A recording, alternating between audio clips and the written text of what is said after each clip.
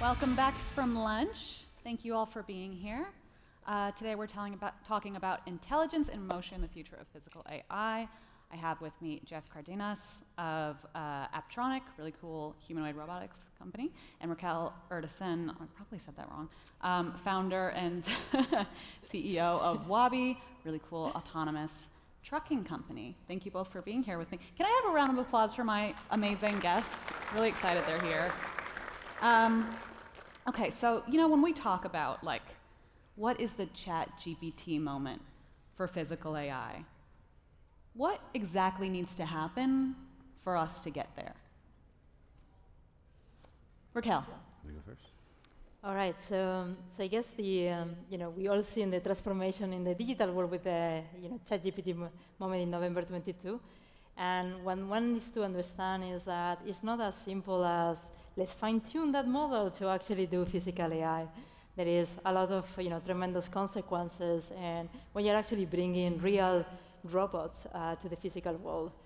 So a few things need to happen. On one side, you need to be able to have a provably safe solution that you can really deploy in the real world.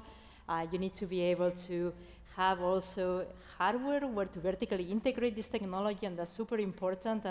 And on top of this, you also need a market that really needs this technology, right? You need to make sure that you're building a product that really fits the customer needs.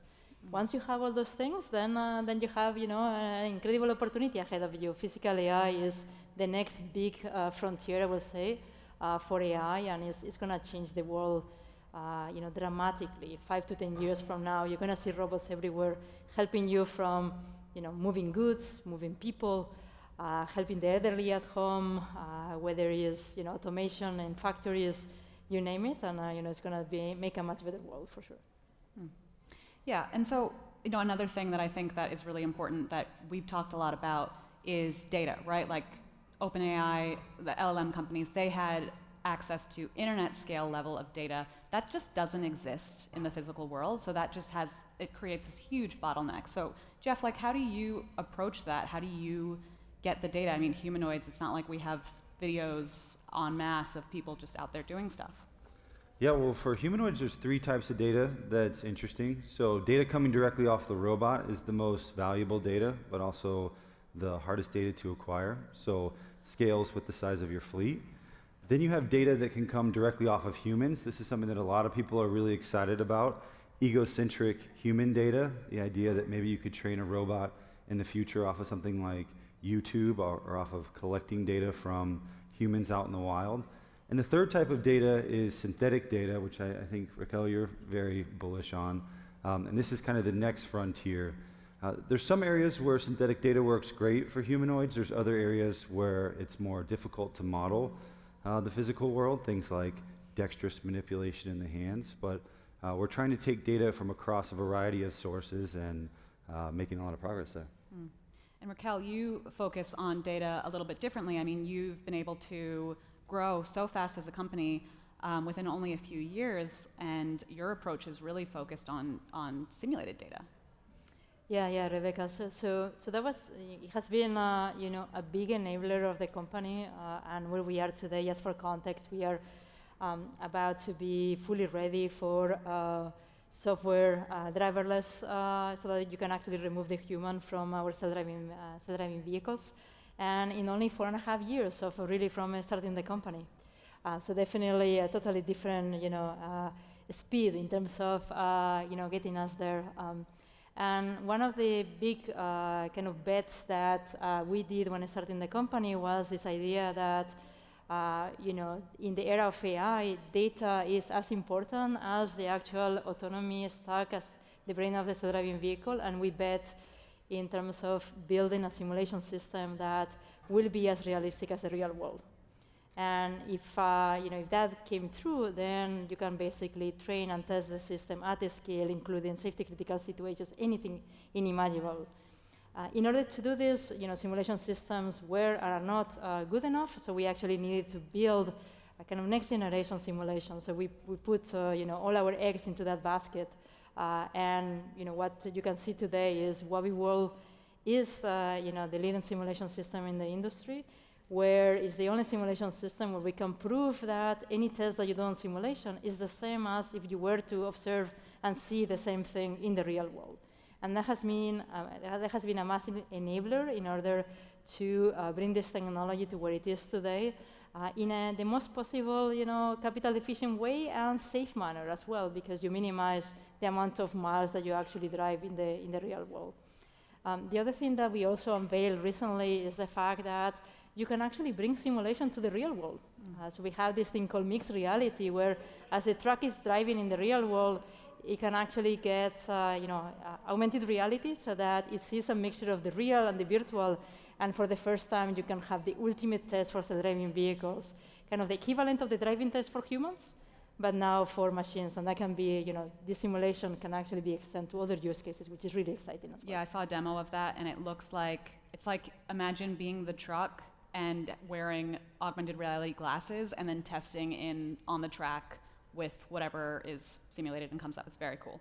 And, a big part of Waabi World for you is it's really a world model, right? And so, Jan LeCun is the chief scientist at Meta. He recently said that the success of humanoids, and I'm going to branch this out to physical AI, hinges on whether we make progress on world model planning architectures.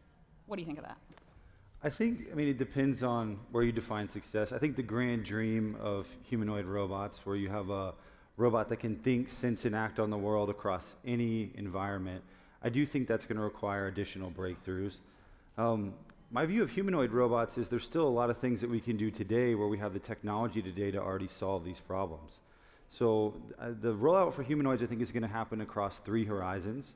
Where you see most of the activity today is in places like manufacturing and logistics, and this is things that robots can already do today. There's a number of relatively simple tasks that there's big markets for, and there's a massive labor shortage. The next stage involves more areas around solving safety, so things like healthcare and retail and hospitality, where robots become interspersed in an everyday part of our lives. And then the big market, I think, that Jan LeCun was referring to is the home, and the area that I'm most passionate about is assistive care, elder care.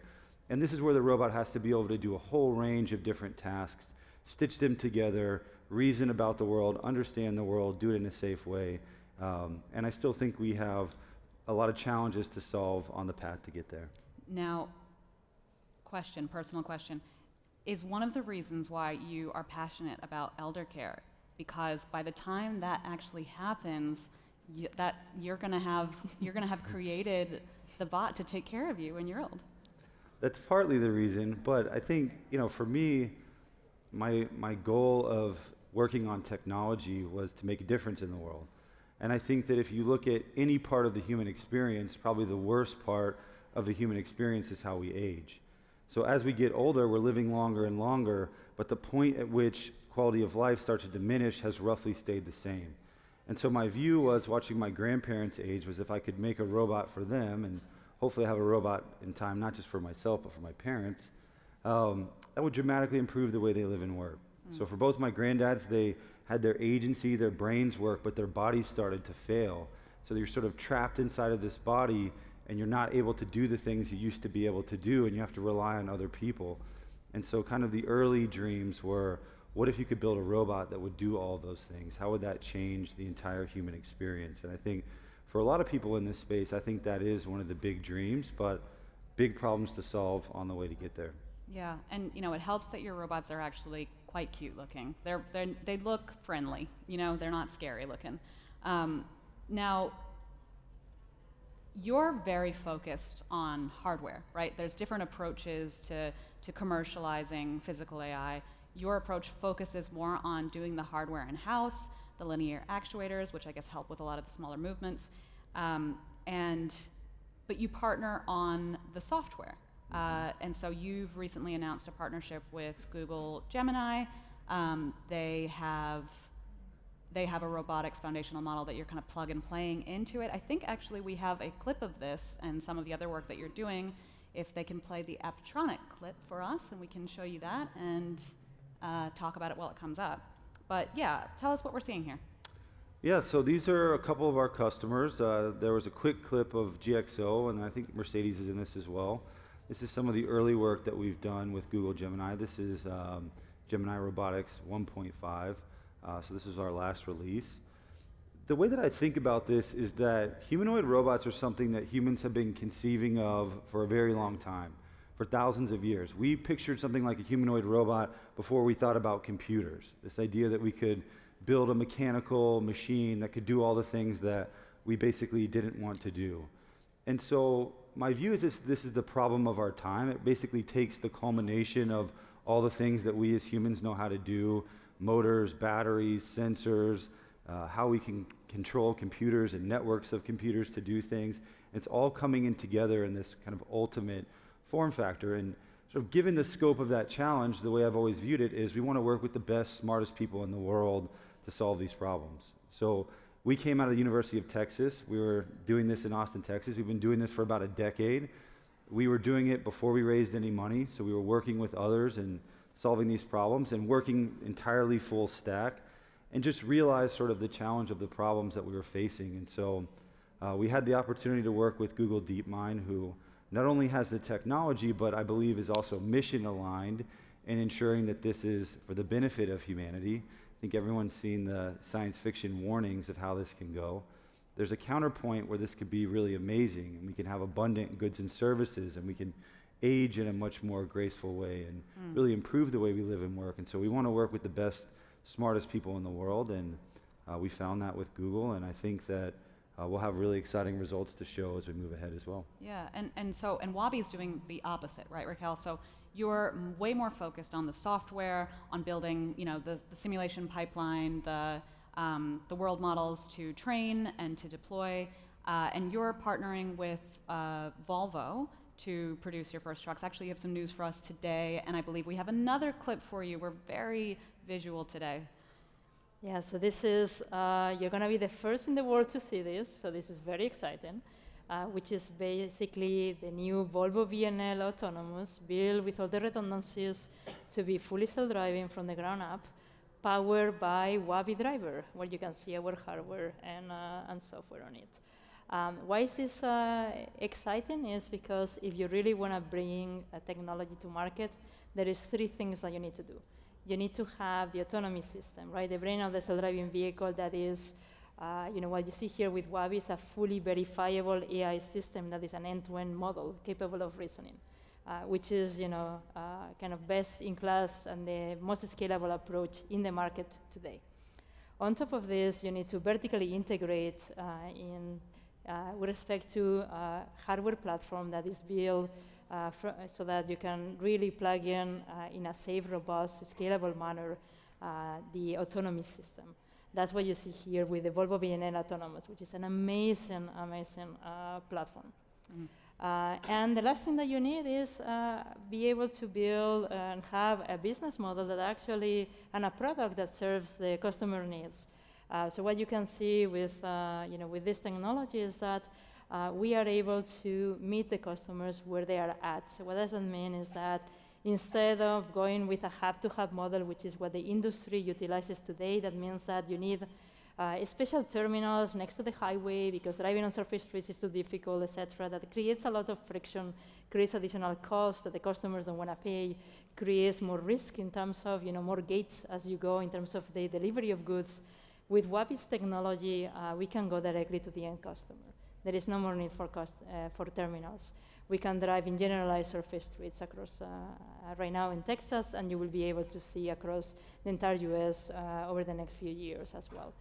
So those are the 3 things, and what we're unveiling today is really this integrated solution between Volvo and Waabi to really be able to provide a joint solution that you will be able to scale. So it's a really, really exciting announcement, and there's lots of work that went behind the scenes between the 2 organizations in order to bring that beautiful truck to life. Yeah, it's pretty great, and so this gets you one step. Yeah, let's give her a clap because this is big news. A lot of smart people working together to make this happen, make our roads safer. And so the path to commercialization obviously starts with this, right? This is getting you a bit closer to testing without a driver on highways and surface roads. Today, I think in the US, there's only 1 company that's testing or actually deploying without a human driver, and that's Aurora Innovation. They're doing small scale stuff in Texas. But your path to commercialization, like you've got a a grand vision for how you want Waabi to go. It's not just trucking. That is obviously the best first use case, but you've talked to me about how your AI can actually be used to scale outwards into robotics as well, into warehouse logistics. Can you talk a little bit more about that? Yeah, and maybe I will start with a clarification to something you said. Today, there is no company that has commercial operations without a human driver in self-driving trucks. There is an observer on the, on the vehicle. Observer, right, and yes. the reason why is that you need a platform like the Volvo platform in order to launch fully driverless. Yes. So you know, potentially we will be first into that that journey. Yeah, so you know, the bold vision for the company is, you know, trucks, self-driving trucks, Class 8 trucks are a really exciting opportunity, $1 trillion market just in North America, massive, right? 1% penetration in the market is a $7 billion opportunity, right, for us. But that's just the beginning in terms of what we're going to be doing. You know, I alluded to this before that, you know, physical AI is going to really transform the world. And the technology, both, you know, the end-to-end verifiable approach that we build for the autonomy system and the simulator as well, can be utilized for other use cases. And, you know, depending on the use case, is super, super trivial to do, which give us an incredible competitive advantage. And we are going to be doing other things in the future. Nothing yet to announce. I know that Rebecca is very keen into what's the next vertical for Waabi. Like, testing internally any robotics-focused things? Have you started shopping around for a potential partner? Because I know a guy who makes humanoid robots in case you need the hardware. Yeah, we can beat Gemini. Yeah, so more to come in you know, in the weeks, months, you know, into the future. But there is a lot that we're gonna do, and you're gonna see Waabi robots in many shapes and forms in the future. Okay. And now, one thing I love about both of your companies is that you've both really figured out the capital efficiency thing. I mean, yes, you've raised hundreds of millions of dollars, but you know, compared to some of your peers, you have done it differently. You maybe haven't raised as much, but you've gone like just as far, if not farther. Jeff, you told me on our prep call that you guys bootstrapped for like, what, 10 years? And then boom, out the gate, $400 million Series A. Wasn't quite 10 years. We've been around for 10 years, but the first about 5 years of Apptronik, we did bootstrap. So the idea was these are big technical problems to solve. The thing I used to tell my co-founder, Nick, is this isn't a market problem. If you can build a fully realized humanoid robot, it's the biggest market maybe ever. It's really technology problems we had to solve along the way. And one of the big challenges for a lot of the venture-backed robotics companies, period, is that you raise a bunch of money, you get on a venture time scale, and you get forced to put a product out to market before the technology is actually ready. So a lot of what we did was a tremendous amount of iteration, and we would build robots a lot of times for other people. We've averaged a new humanoid robot every year for the last 10 years. So we've done 10 iterations of humanoid robots. We've done over 15 iterations of robots as a whole. We were part of the Iron Man program at a time for the government. We've done mobile manipulators and other things. So we've done a tremendous amount of iteration, and then we raised money. We had a clear view of what the product should look like, how to scale this technology into the market, and so we had a significant Series A, but there was a lot of work behind that. And I think for other deep tech founders, I would encourage to look at similar routes to market is focus on maturing the technology first and de-risking the technology.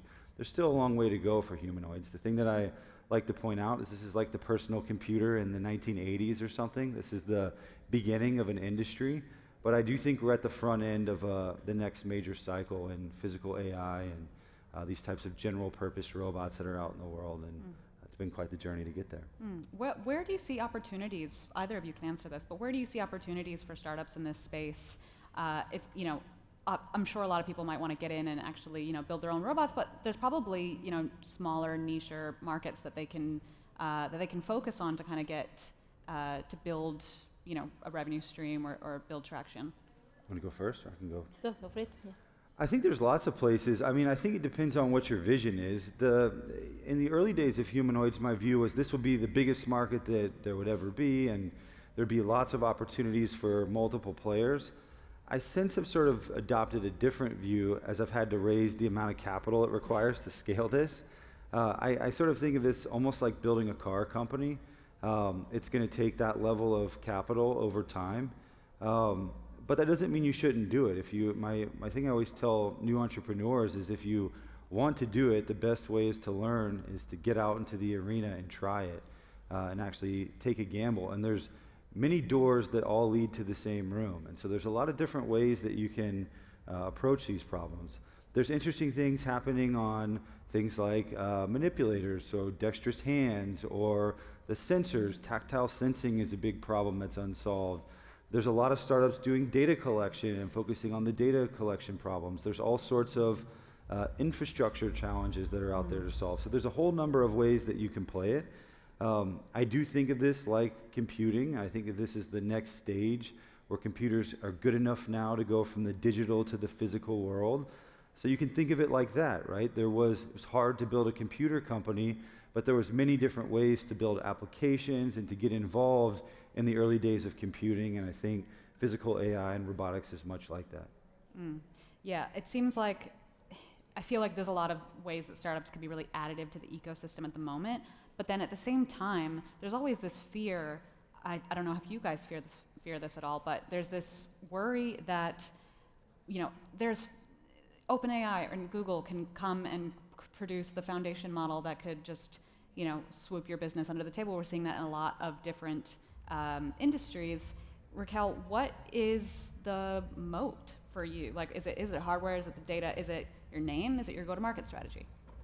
Yeah, great question. So, for us, it's really a technological advantage of being able to build, being at the forefront of innovation, right? This is the culmination of 2 decades of research, in terms of advanced AI systems that have, reasoning capabilities. That's a very, very powerful idea. And how to do this in a very scalable manner, to your point before about capital efficiency and not brute forcing, your approach to, to foundational models, etc. So we have a technological advantage also with our simulation, etc. And at the same time, it takes a village to be able to deploy this kind of technology and really build a scalable product. It's not something that, I have an idea, I train a model, tomorrow is deploying, fleets of vehicles everywhere. So this, I think this is something that for, to your question about new startups, for example, it's hard to enter this area. And yes, we have, Waymo is potentially, used to be a competitor, it's not anymore, maybe will be another day. And as much as it looks like, big players can be dangerous, we believe that if we continue to innovate, we will continue to drive the industry forward. And that's where, our motto is that, don't take anything for a given, just continue, pushing the boundaries and scale, deploy, and, business model, like we will, in a few years, we will be everywhere. So it will be really hard to displace us. So a little bit of everything, I would say. Yeah, okay. What do you think, Jeff? Because you've got another Austin-based company that really wants to make humanoid robots, and they're extremely loud about it. We're talking about Tesla, obviously. And does it bother you? Because you've been working on humanoids forever, and then Elon Musk is like, we're making humanoids, and everyone's like, oh wow, bipedal robots, how cool. Well, I think today there's probably, less people that would buy a Tesla robot than there was maybe a year ago, I would say, overall. I think overall it's been a good thing. I mean, when we got started, we were coming out of something called the DARPA Robotics Challenge. And if you watch any videos from the DARPA Robotics Challenge, you see kind of these calamities of, robots falling over, and, the technology wasn't there. So when we got started, the prevailing notion behind humanoids was that they were a long ways out, maybe 50 years out, and even then they probably didn't make sense. There's this sort of debate between what's called special purpose robots that do one thing, or general purpose robots, these robots that can do many different things. And our belief was that general purpose robots would be just like general purpose computing would largely win the day. But I sort of joke, you get all sorts of different advice when you start a company, but 100% of the people that we met when we got started told us not to do humanoid robots, to get a real job. And Well, what is the purpose of a humanoid? Like, why do that? And is it just trendy, or? No, it's versatility. So you can either have thousands of robots that do one thing, or you can build a single robot that can do thousands of different things. So the idea is that you can build a form factor. One of the challenges in robotics is system integration. So you want a versatile robot, but the barrier to robotics is you have to change the environment around what the robot can do. So if you have this versatile robot that you can drop into a human environment and it can integrate seamlessly, then that sort of solves a lot of the barrier problems. And just to go back to Tesla, you know, a lot of people didn't believe in it, and once Elon jumped into it, to his credit, he hasn't always been right about timelines of when things are going to happen, but he's generally been right about the trajectory of technology. I think the world kind of woke up to it, and you know, and we've been working on it for a long time, and we've benefited from it. Mm-hmm. Do you ever consider that you're just helping to make another species? Yeah, I think a lot of people say that. I don't view it that way. There's different people in the space for different reasons, so I hear that sort of that language being used. And my view is that humans are tool makers, and the most valuable resource we have as humans is time. So one of the ways that I think about a humanoid robot is almost like a time machine. Like, what if you could build this thing that gave you time back? And you know, we will have robots. The question is, what does that look like for humans? And I think one of the exciting things about humanoid robots is we want the world to be human-centric. We want to continue to build the world around humans. And if you look at what we've had to do for robotics up to this point, we've largely had to build the world around the robots. Like, go to a factory, and a lot of times it's built and optimized for the robots versus the humans. You're a human working in a robot world. So I think that there's a version of the future that's very optimistic and very exciting, and you know, there's people that are working hard to ensure that this is for the benefit of humanity. And we came out of a lab called the Human-Centered Robotics Lab, and so we've always sort of, our slogan is robots for humans, and that's been our North Star from the beginning. And I think, you know, 5-10 years from now, I think it'd be hard to envision our lives without these robots. Yeah. Quick kind of pivot, but Raquel, I've been meaning to ask you, is there such a, like, since you work so, like, you're on the AI side of things, like, is there such a thing when it comes to physical AI as emergent behavior? And if so, like, what do you see? Yeah, so I mean, these are some of the things that you see when you train these foundational models, is that there is emergent concepts, behaviors, and things that naturally emerge from getting exposed to the task at hand that you're trying to do in the first place. And that has been fascinating in terms of that those representations are generalizations of what typically are used for the traditional stacks where you hard code things. These are, you know, more powerful kind of representations that are things that, you know, you will expect, you know, potentially to be important things for making decisions. And this is from the perspective of the concept of objects and obstacles and things in the world. You don't need to hard code all of that. You know, these models actually understand and learn to go around those and see those and predict how potentially very complex things can evolve in the future. And I will say on the traffic and how humans that are pretty, you know, we drive in Texas, I was just there yesterday. It's crazy how humans do not follow rules and whatnot. Oh my God. And these systems, you know, learn to predict that people are not compliant, that they do all sorts of stuff that they shouldn't, and still, you know, be able to handle those, you know, in a safe manner. So I think it's very, very interesting what this next generation technology can do. And to your point, you know, before, I think that one thing is very, you know, is very important that even the digital world should learn from the physical world, which is the fact that for us, safety is the first thing that we need to prove before deployment. So it's not an afterthought. So I think, you know, in the way that we do a safety case, in the way that we demonstrate the technology, in the way that we are very responsible in terms of how we deploy and the exposure and the interactions with humans, I think there is a lot that other areas in the world could potentially, you know, get inspired in terms of how that can affect LLMs and other domains, I would say. But yeah, it's amazing, this technology, and I think that there is so much goodness that can happen. Time back is very important. Commute is something that we all spend way too much time in, in our lives. But also the fact that safety, we take as a given the number of accidents and deaths on the road, and nobody, kind of questions that. Well, for me, every day that we haven't deployed this technology is a day that somebody might get injured, might die on the road, etc. And there is a personal reason why safety on roads is very important to me dearly. And I think that we should focus on those positives and making sure that as we deploy, as we develop the technology, we do in the most reasonable manner, right? Yeah, amazing. Well, thank you both so much for joining me here today, and thank you all for coming. Thank you. Thank you.